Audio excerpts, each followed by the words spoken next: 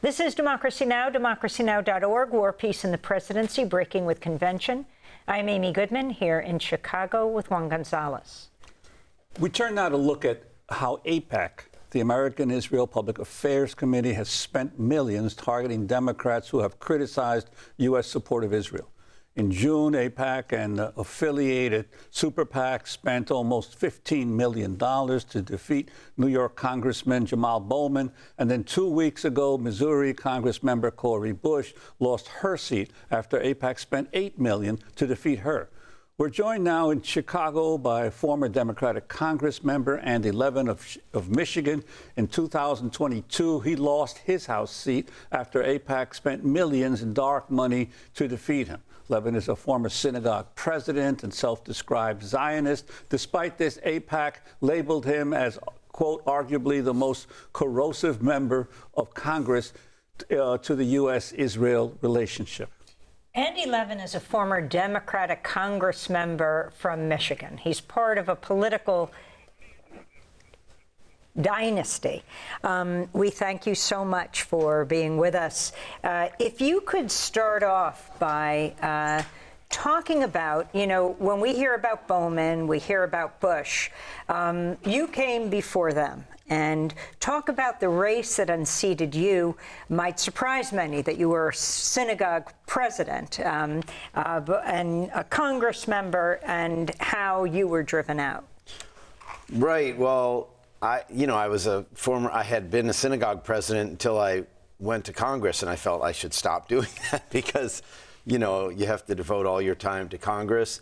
And I had, mezuzahs, the little things that Jewish people hang on their doors, on all my doors in Congress. I'm a really, joyous Jewish person.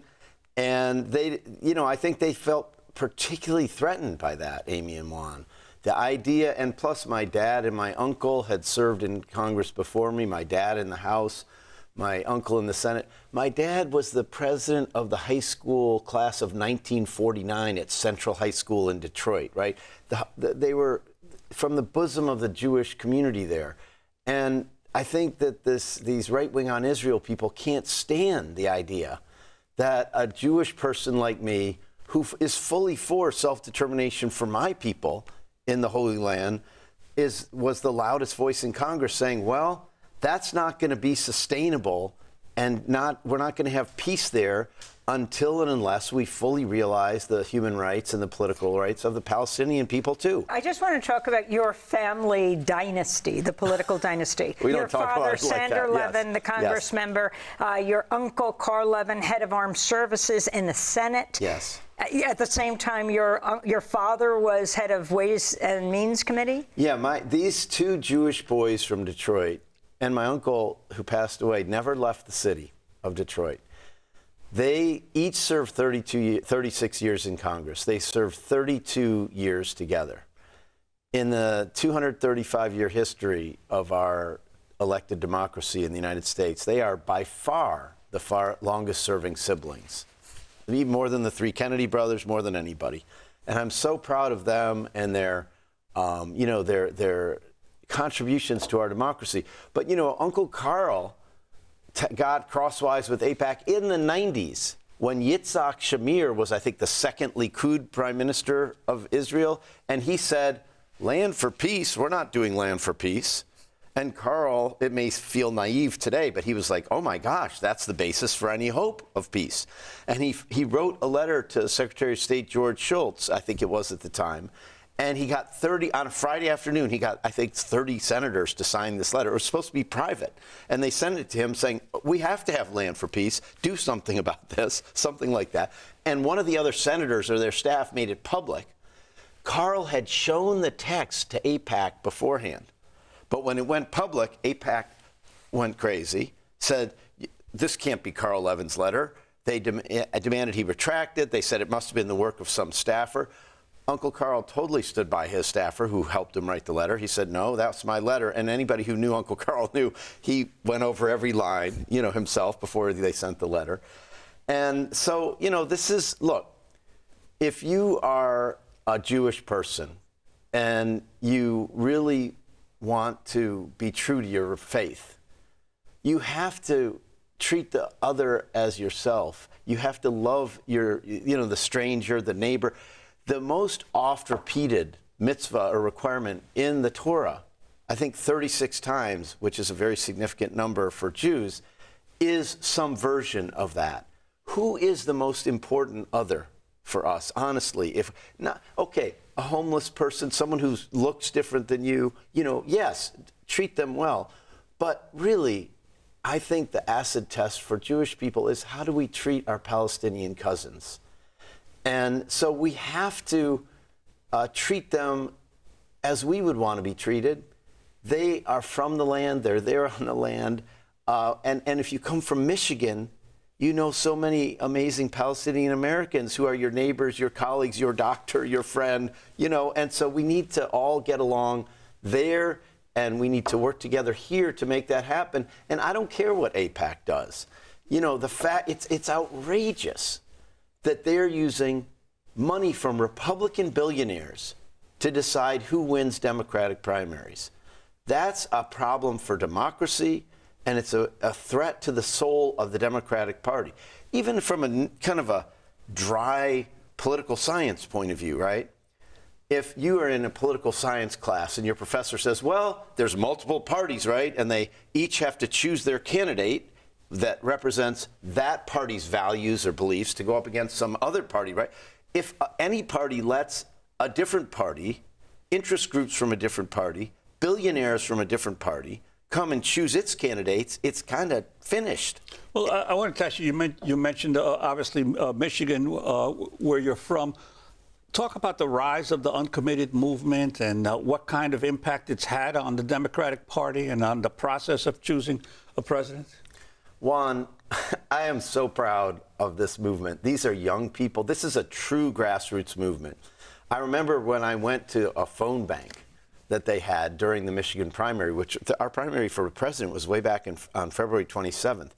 The energy in that room, the beautiful rainbow of people in that room, the food that someone had cooked. If you're an organizer in the social movements of this country, when you walk into a situation like that, if something has life, is authentic, has power. And not only did they get over 100,000 people to vote uncommitted in just a few weeks in Michigan to say to President Biden, we want to vote for you in November, but you've got to change course on Gaza to help us do that. It obviously went national, too. And I'm so proud of these young people, because I don't want Donald Trump to get anywhere near the White House ever again. But even now, in late August, I feel like Vice President Harris, I hope that she can sort of reach out more. And it's difficult as a vice president, right? But I think she has plenty of space to say, look, under a Harris administration, we're going to follow U.S. and international law on military aid to Israel and all of any other military aid, right? And she could say, she has a lot of room to say different things that would win the support of the uncommitted movement, which I think it would be very helpful to win Michigan, which is necessary. Very quickly, you were on this panel, Palestinians and Jews, elected officials, that was the first DNC, first ever panel on Palestinian human rights held on Monday. Yes. And we played a part of that on Democracy Now! The demand of many in the uncommitted movement has been to have a Palestinian speaker on the stage of the Democratic National Convention. During prime time. Do you expect that to happen? We're still holding out hope. I'm actually grateful. I understand that hostages' families will be on the stage tonight, I think. I'm grateful for that. It's horrifying that Hamas took hostages. It's totally a war crime, right? That should be exposed.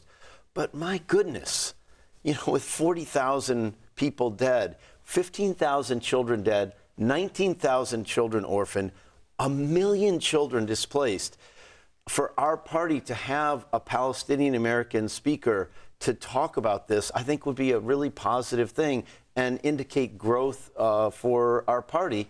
I think, look, Kamala Harris is going to be our next president. She needs to be.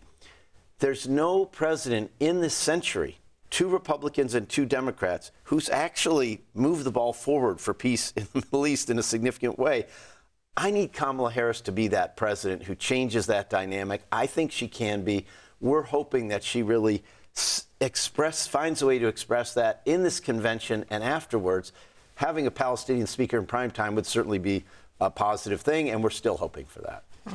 And finally, you mentioned billionaires of the other party. We just have 20 seconds. Explain what you mean deciding Democratic primary candidates. Right. Well, so it's, there's a lot we have to do to get dark money out of politics, right? Citizens United. But it's up to the political parties to set their own rules. So within Democratic primaries, our party, our leaders in the House and Senate could set rules to say, no, if you're running for the U.S. House or U.S. Senate as a Democrat in a Democratic primary, we don't want and we're not going to let Republican billionaire dollars in here, and that would be better for our party. We're going to have to leave it there. Andy Levin is former Democratic Congressmember from Michigan. And that does it for our show. We've expanded to 2 hours every day from the Democratic National Convention.